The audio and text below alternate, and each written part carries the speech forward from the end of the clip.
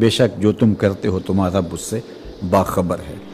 تو آج میں اور آپ آخرت کے لیے تیاری کر لیں، اور یوم حساب میں ہم سے جو سوال پوچھے جائیں گے وہ سوال بتا دیے۔ قبر میں جو سوال ہوں گے ان سوالوں کا بھی حضور نے بتا دیا کہ وہ 3 سوال ہوں گے۔ اتنا شفیق بھی کوئی ہو سکتا ہے؟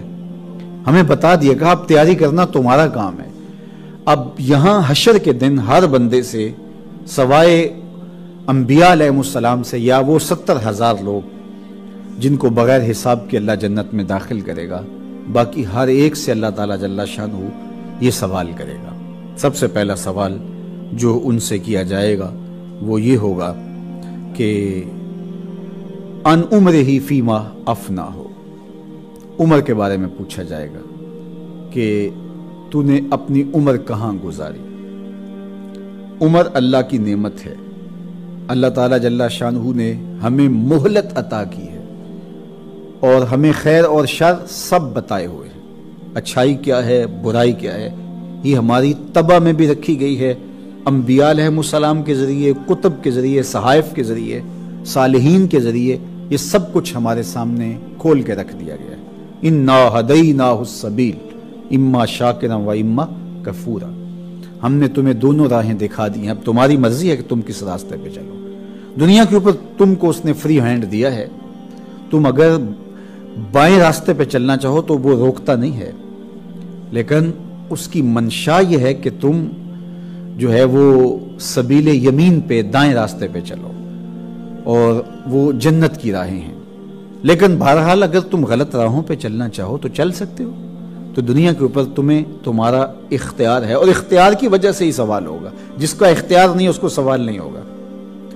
جو شخص ذہنی طور پہ معذور ہے اس سے سوال نہیں ہوگا، اس لیے کہ اس کو پتہ ہی نہیں ہے، سوال تو عاقل سے ہوگا۔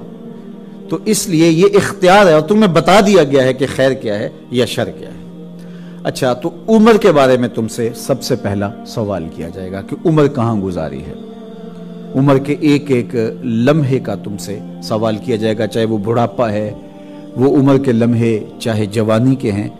اور ایک حدیث میں جوانی کا الگ ذکر کیا گیا، جس طرح یہی حدیث جو میں نے آپ کے سامنے رکھی، یہ حضرت معاذ بن جبل رضی اللہ تعالیٰ عنہ سے، کہ تمہاری عمر کے بارے میں تم سے سوال کیا جائے گا۔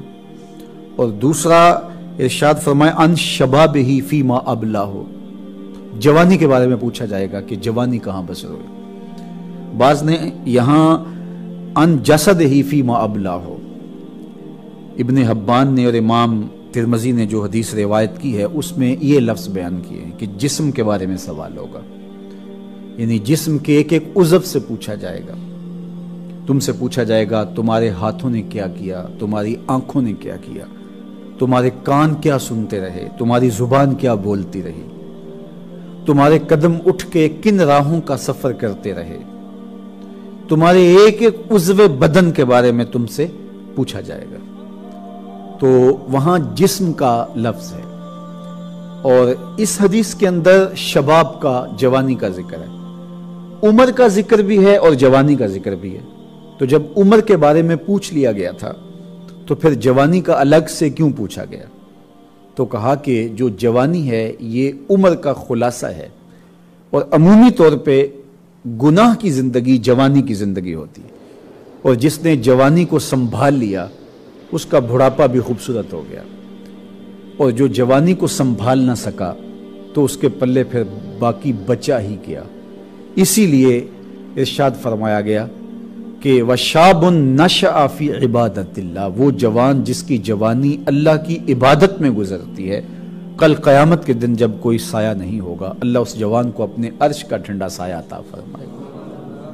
تو جوانی کو سنبھال کے رکھنا، کہتے جوانی مستانی ہوتی ہے، یہ شباب کے لمحے آوارگی کے لمحے ہوتے ہیں، انسان کنٹرول نہیں کر پاتا، لیکن اگر اللہ کا خوف اس کے سینے میں ہو، اس کی محبت اس کے رگ و ریشہ میں محو نفوذ ہو، تو پھر جوانی میں توبہ کرنے والے اور جوانی میں اللہ کی رضا جوئی کے لیے کوشاں ہونے والے اللہ کی خاص رحمتوں اور کرم نوازیوں سے مالا مال ہوتے ہیں۔ ایک روایت میں آتا ہے ان اللہ یحب الشاب التائب، اللہ تعالیٰ جل شانہ توبہ کرنے والے جوان سے بہت زیادہ محبت فرماتا ہے۔ بڑھاپے میں بھی توبہ نصیب ہو جائے تو بڑی بات ہے، ورنہ ایسے لوگ بھی ہوتے ہیں کہ بوڑھے بھی ہو جاتے ہیں اور بدکاریاں نہیں چھوڑتے، گناہ نہیں چھوڑتے۔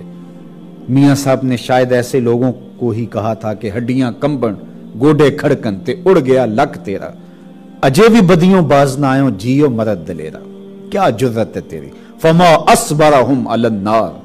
اللہ فرماتا ہے لوگوں کا آگ پر کتنا حوصلہ ہے، کتنی ڈٹائی کے ساتھ۔ بڑھاپا ہو جاتا ہے، داڑھی سفید ہو جاتی ہے، شیخ سعدی فرماتے ہیں کہ تیری داڑھی تیرے بعد عزیزت گزشت، مزاج تو از حال طفلی نہ گشت۔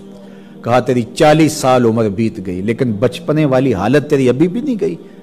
ابھی وہ پنجابی میں کہتے ہیں کہ نانا بن گیا پر دانا نہ بنا۔ تو بڑھاپا بھی ہو جاتا ہے لیکن اس کے باوجود کچھ لوگ بدلتے نہیں ہیں، اور جنہوں نے بدلنا ہوتا ہے وہ بچپن میں ہی صالحیت کی راہوں کے مسافر ہوتے ہیں، اور جوانی میں تو جو نیک راہوں کا مسافر ہوتا ہے وہ اللہ کا محبوب ہوتا ہے۔ نیک شخص جب، نوجوان شخص جب توبہ کرتا ہے، خوشی سے اللہ کا عرش بھی جھومنے لگتا ہے، فرشتے بھی آفریں آفریں کرنے لگتے ہیں، یہ کون شخص ہے؟ تو جوانی کی توبہ اللہ کو بہت محبوب ہے۔ تو کہا کہ یہ پوچھا جائے گا کہ تو نے جوانی کیسے گزاری۔ دعا کرو کہ قیامت کے دن جب ہم سے سوال ہو تو ہمارے جوان اس کا جواب یہ دے، مالک ہماری جوانی سجدوں میں گزری تھی۔ تو وہ جوان جس کی جوانی اللہ کی یاد میں بسر ہوئی ہوگی تو پھر وہ اللہ کو عرض کرے گا کہ مالک جوانی تو تھی، شباب کی جولانیاں تو تھی، جوانی مستانی بھی کہلاتی تھی، میرے معاصر، میرے ہم عمر شباب کی لذتوں میں کھوئے ہوئے تھے، لیکن مالک میری پیشانی سجدے میں تیرے حضور جھکتی تھی اور میری آنکھیں تیرے حضور آنسوں کا خراج پیش کرتی تھی۔ پھر میرا مالک اس جوان کو کتنی کرم نوازیوں سے مالا مال کرے گا۔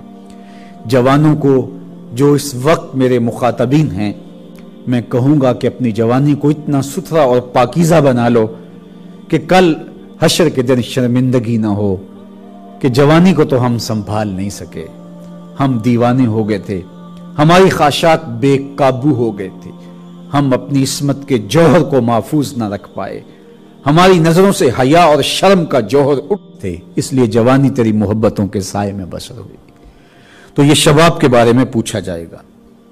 اور تیسرا سوال بندے سے جو پوچھا جائے گا، وَأَنْ مَالِهِ مِنْ أَيْنَ اكْتَسَبَهُ وَفِيمَ أَنْفَقَهُ۔ مال کے بارے میں پوچھا جائے گا کہ مال کمایا کہاں سے، کس طرح سے کمایا اور اس کو خرچ کہاں کیا۔ بعض احادیث کے اندر 5 سوالوں کا ذکر ہے، تو اس سوال کو 2 حصوں میں تقسیم کر کے وہاں ذکر کیا گیا ہے۔ مال کہاں سے کمایا یہ سوال پوچھا جائے گا، مال خرچ کیسے کیا یہ پوچھا جائے گا۔ لیکن حدیث معاذ میں ان 2 چیزوں کو ایک جگہ جمع کیا گیا ہے، چونکہ مال کے متعلق سوال ہوگا تو مال کے متعلق 2 سوال ہوں گے، کمایا کیسے اور خرچ کیسے کیا۔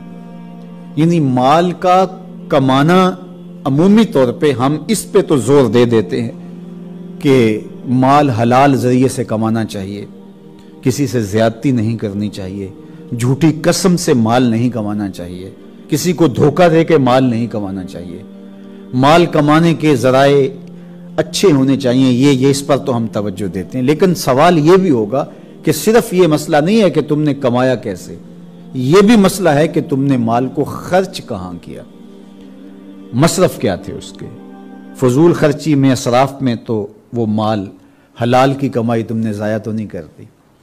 تو آج یہ سوال، اس کی ہمیں تیاری کرنی ہوگی۔ بہت سارے لوگ ہیں جو مال کماتے ہوئے اس کو بھول جاتے ہیں کہ ہم مال کیسے کما رہے ہیں۔ فرمایا کہ میری امت پہ ایک ایسا زمانہ آئے گا کہ لوگ اس بات کو فراموش کر دیں گے کہ جو ان کے پاس مال آ رہا ہے وہ حلال ذریعے سے آ رہا ہے یا حرام ذریعے سے آ رہا ہے۔ مال کی محبت اس قدر غالب ہو جائے گی کہ حلت اور حرمت اٹھ جائے گی، اور جب کوئی شخص اس مقام پہ پہنچ جاتا ہے، مال کے لیے اس کی